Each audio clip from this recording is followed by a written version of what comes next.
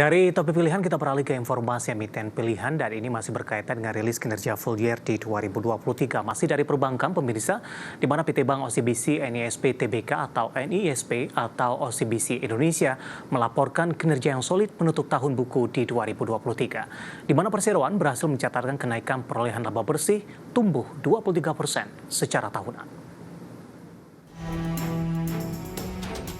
Dikutip dari laporan perseroan PT Bank OCBC NISP Tbk, mencatatkan perolehan laba bersih mencapai 4,1 triliun rupiah di sepanjang 2023. Meningkat 23% secara tahunan dibandingkan perolehan tahun lalu di 3,3 triliun rupiah.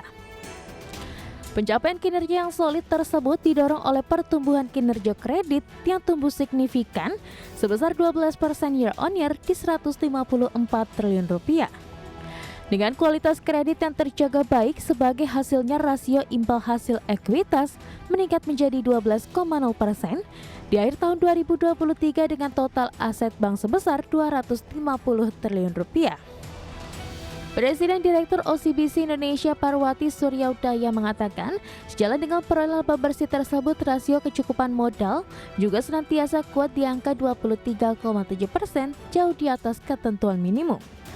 Sementara likuiditas OCBC Indonesia senantiasa di posisi sehat dengan liquidity coverage ratio sebesar 206,2% di atas ketentuan regulator.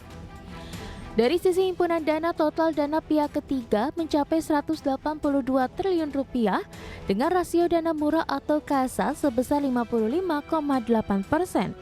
Sementara itu jumlah dana tabungan mengalami pertumbuhan 14,6% year on year. Berbagai sumber, IDEX Channel.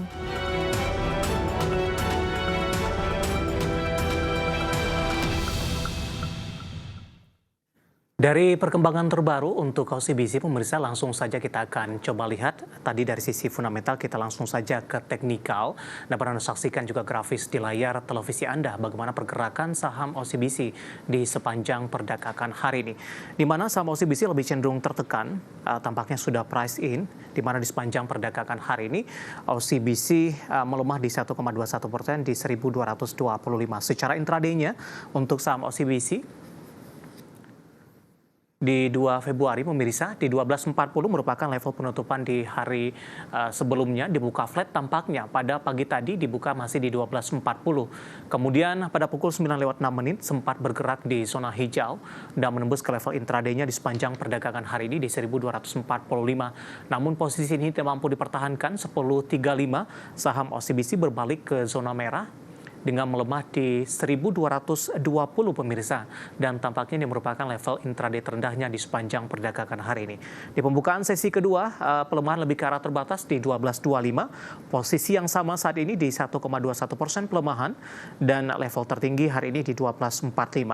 Kita beralih ke grafis selanjutnya, pemirsa, kita akan coba lihat bagaimana pergerakan saham OCBC dalam 6 bulan terakhir. Di perdagangan September, saham OCBC masih bergerak di level 1000-an, tepatnya di Rp1.075 per saham. Oktober mengalami penguatan di 1.100-an. Di November, relatif sama pergerakan, tapi posisi di 3 November ini lebih cenderung penguatannya lebih ke arah terbatas ini di 1.115. Desember kembali menguat dan sudah berada di 1.200-an, 1.220, dan 15 Januari ini sempat menembus ke level tertingginya dalam 6 bulan terakhir di 12.65.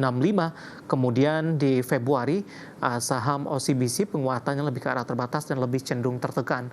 Sementara secara 1 tahun terakhir level tertinggi yang disentuh oleh NISP di 12.90.